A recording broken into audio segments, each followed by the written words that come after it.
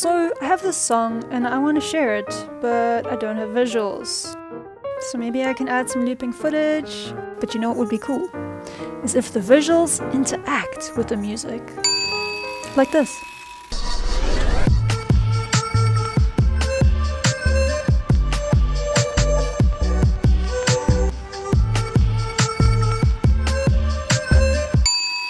Or like this.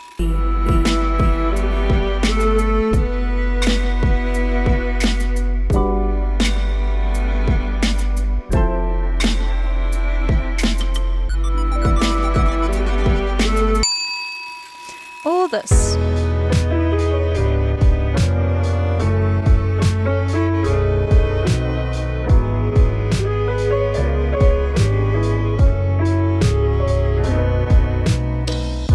Today I will show you how you can do that straight from your DAW using Visual Synthesizer by Imaginando.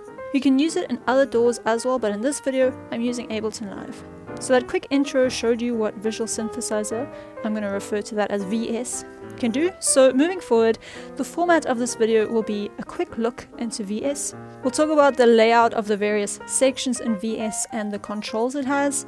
And then finally I'll show you how I hooked up VS in Ableton to create this effect and how I can edit it. If this video helps, it would mean a lot if you left a thumbs up button so that other people looking for this oh so helpful content can find it with aid of the algorithm. So in Ableton, I'm just going to search for VS, go to all results, scroll all the way down, and here we go, Visual Synthesizer. Now you actually need to put it on a MIDI track, but this is what VS looks like. You've got your different sections in VS. First of all, this blue blob here is a preview of the current visual setting I have. I'll get to how to change that visual setting in a moment, but let's just look at some of the structure of it. Up here, we have our status bar. So we've got MIDI learn, clock source, demo. Demo are demo songs. So for instance,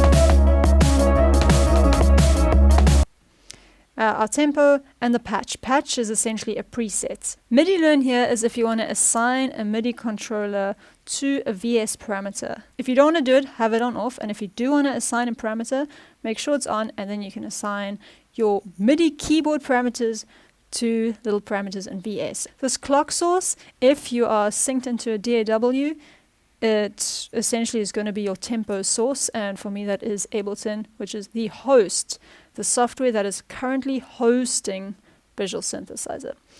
Here we've got a save button. Say you create something you like and you want to make a preset, you can save it. This here is your revert button, which reverts this current preset that you're busy working with to its last saved or its original state if you haven't saved it since then.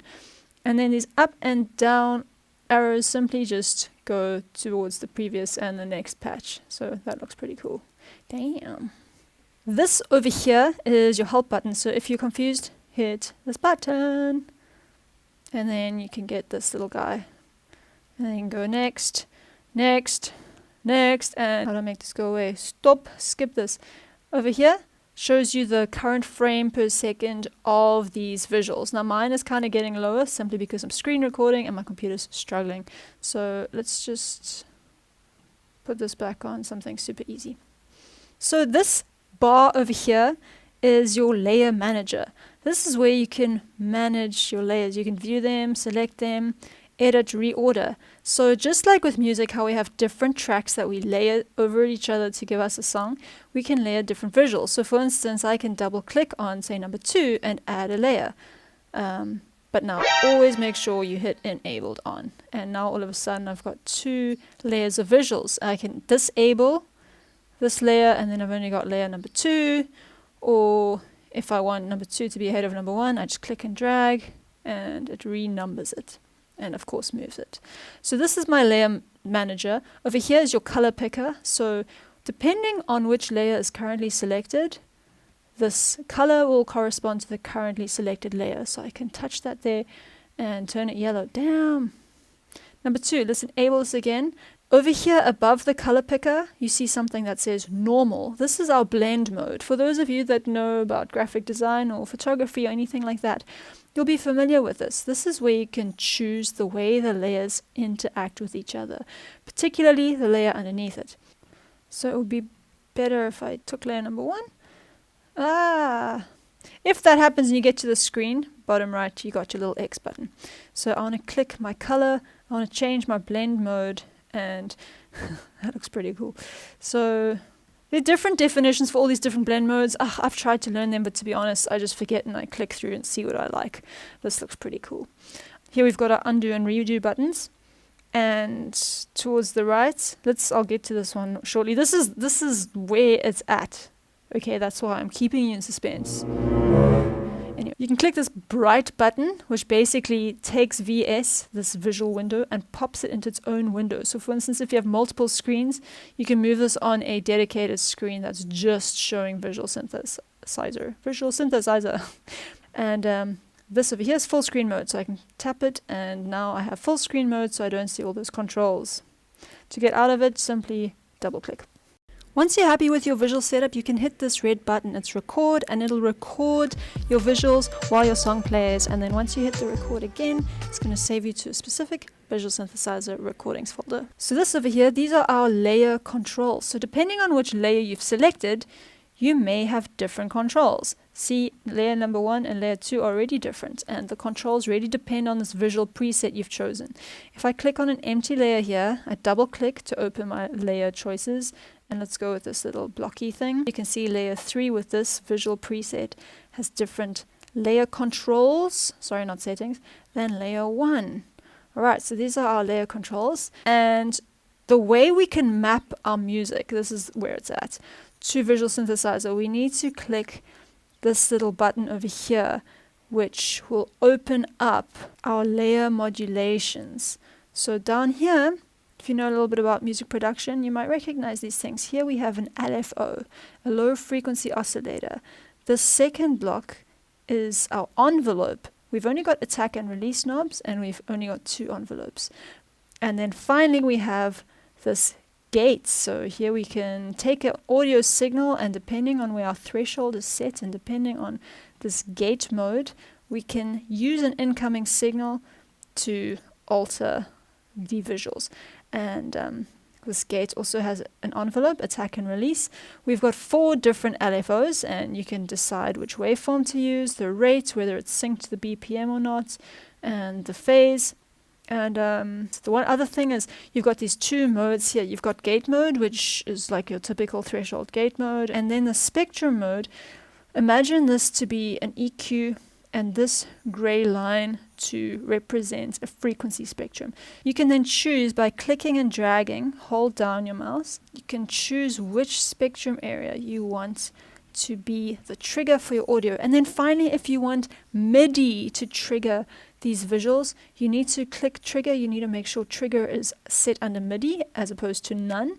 And then you'll get this extra control glide here, which I haven't used yet, but what I do use a lot is this channel one. And this determines which MIDI channel Visual Synthesizer, which MIDI channel Visual Synthesizer looks at to get its audio data. So for instance, when I had a kick and a snare, previously I was using different channels.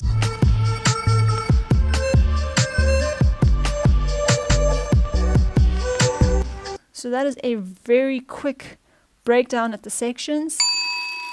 If we're looking at these layer controls that I sped through, the names are quite self-explanatory, and I would encourage you, if you get Visual Synthesizer or if you already have it, to click around and see what they do. I'll demo this default layer quickly. The brightness is how bright it is. The speed is how quickly it's moving. The X and Y axis are simply where it's positioned on the screen. The radius is the radius of this blob. Noise, well, wow, that looks epic. That's what noise does. And then glow is sort of the surroundings. So glow and brightness used together can often create a really cool kick effect, like poof, poof, poof. And the way that you modulate that, say for instance, I want an input to change the brightness over time. What you can do is you can click and hold brightness.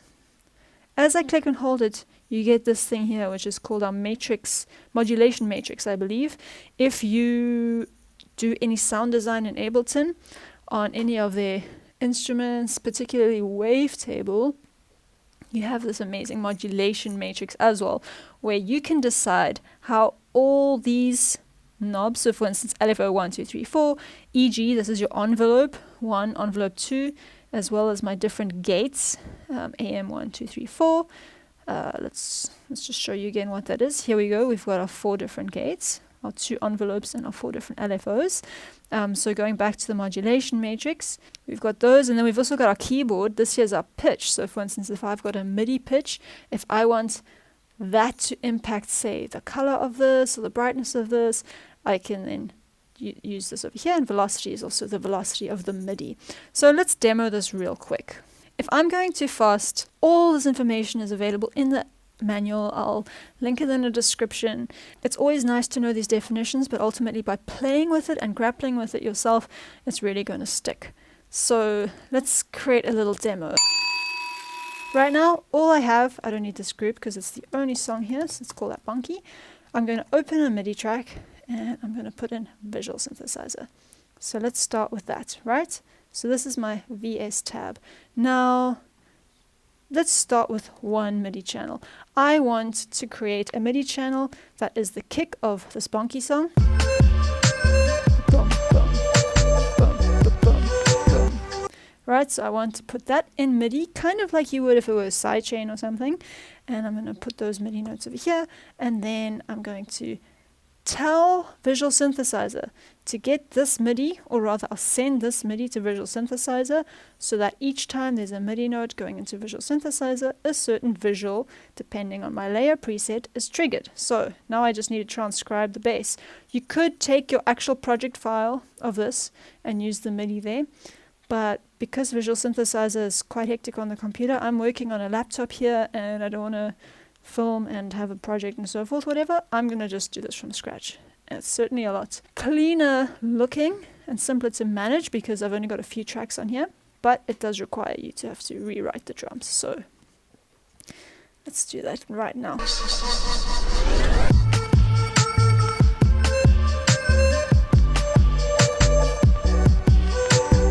Let's just use this. I don't want to waste your time while I transcribe this. Okay, so now I've got MIDI. Now, there is something a little glitchy that happens when I try and send MIDI channels. I haven't yet found a consistent way to do it. So if you break your head trying to get this right because Ableton's not showing you the right settings, it might just be a bug. Just switch it off and on again, guys. It does wonders. I want to send this MIDI. I'm actually going to put it in a group because I already know I'm going to have more MIDI channels. And this group I want to send to my Visual Synthesizer channel.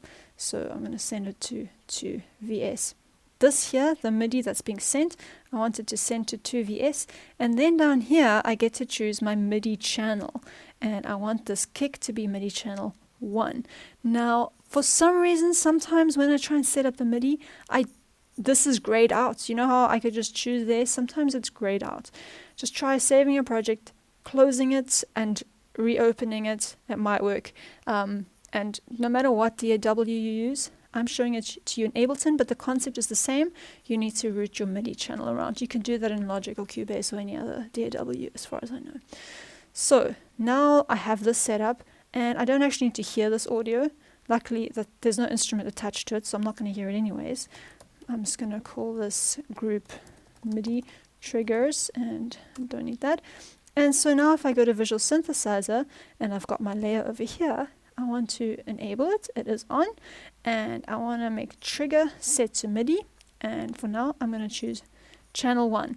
Now, 2 things will happen when I play. Not only is something going to trigger, more likely, every time it gets a MIDI note, you'll see a little yellow light come up. So let's hit play. There we go. This little light there is very important because it's showing me that it's getting a signal. So if you're not seeing this light, like if you're not seeing anything on the screen, but you're seeing this light, then your channel's not enabled, for instance this. So if this light is on, you know it's getting a signal. If the visuals are off, it's because your visuals are not enabled.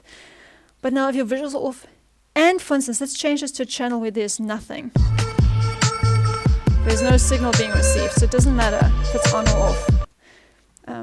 If it's on or off, you should also see the preview here. So just for funsies, let's change this to 4. So now I'm sending this kick to channel 4. So I have to change this to channel 4. There we go. And now our kick's being triggered. Now, nothing's really happening there.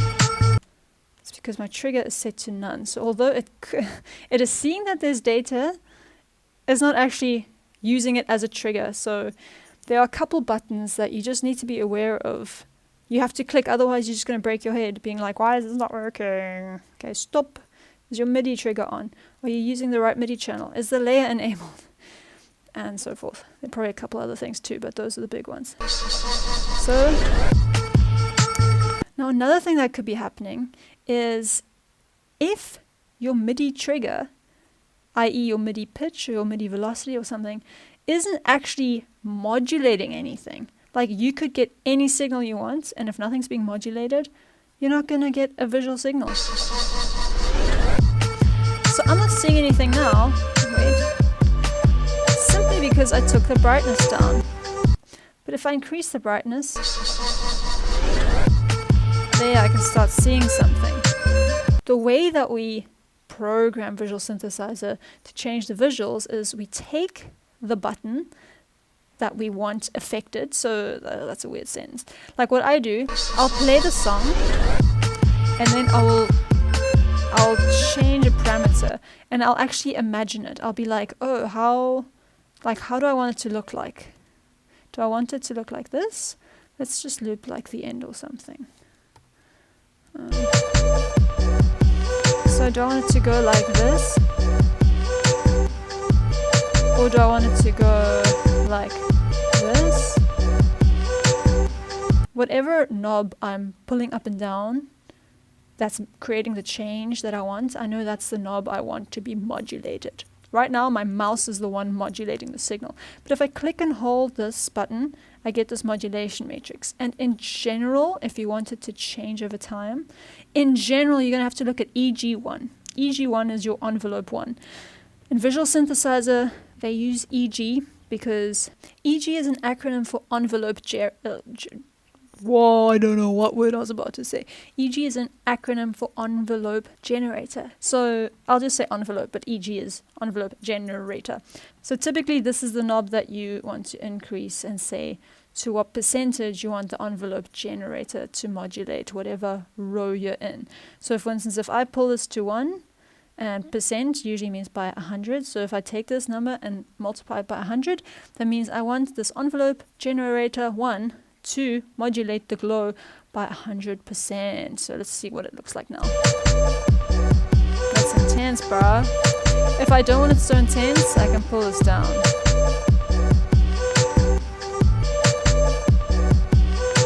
And if I want the envelope generator to be quicker or slower or whatnot, click this button again.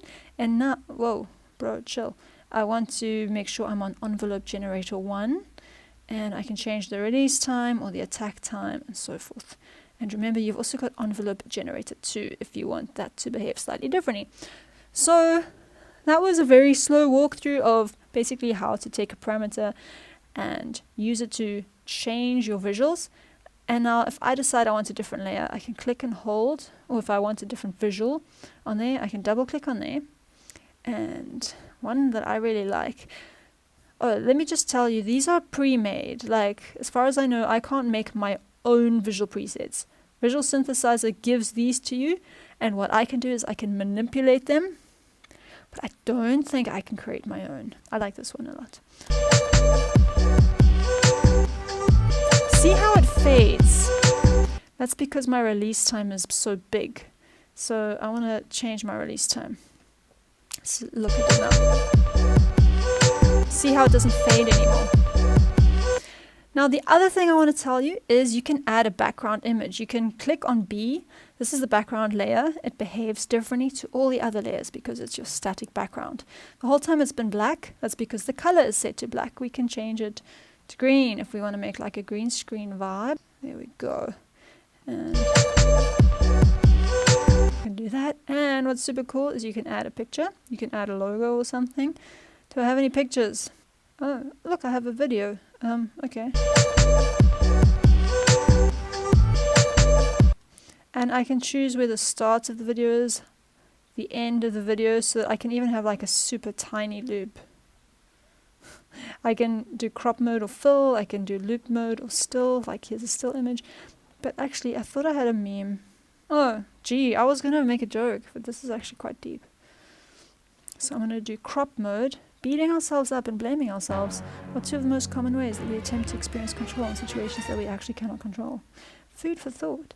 But anyways, so I can change my background color maybe to gray now. You know what would be cool if we had a color picker? So then I could actually pick this gray color instead of having to like match it by eye, because that's a bit hard. Oh, so hard. Green, I need a bit more blue and red, a bit lighter. Oh, come on guys. Oh, that's very close. But anyway, I get distracted.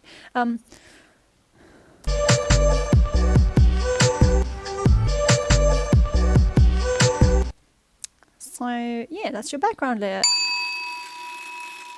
You can also have it manipulated. For instance, I can make this quote go bigger, like with the kick. I want to modulate the scale, but now if I click and hold it, in the modulation matrix, scale doesn't pop up. So this is a perfect moment where you can actually use our MIDI controller, or this is gonna make you freak, dude. Or we can actually modulate it inside Ableton. So what I'm gonna do is I'm gonna open this little button in Ableton, this little triangle. I'm gonna hit configure, and now I'm gonna touch scale with my mouse, and I'll tap it. Tap that scale, baby girl. And then I'm going to configure, make sure that I click it again. And now, if I slide this thing over here, in Ableton, that actually changes. So I can MIDI map. I can take a parameter on my MIDI controller, for instance, an encoder. I can touch this, I can turn my encoder, and it'll come up here, and then I can literally twist that encoder to make it go around. I don't have a MIDI controller attached right now. Or now I can put an LFO here, and basically I can map my LFO to this button. And now this LFO is controlling the background. So you can have so much fun with it in various different ways. You could put a different trigger on there, for instance, one that's mapped to your MIDI kick, so have like a sidechain. Within VS, actually, there is a sidechain function. I do believe there is a sidechain in here. I haven't even gone there yet. But for the 3 demos that you saw at the beginning of this video, I didn't even use the sidechain trigger. So this is not something I've played with yet. But there you go. Hopefully this hopefully this overview has been helpful. By now you should have an idea on how to take your songs and use Visual Synthesizer to create like an auto-generated animation that's based on your music and how you program it. Make sure you're using the right MIDI channels. Make sure you've hit that thumbs up button if this is helpful so that other people can find it. And I hope you have a lovely day. Bye.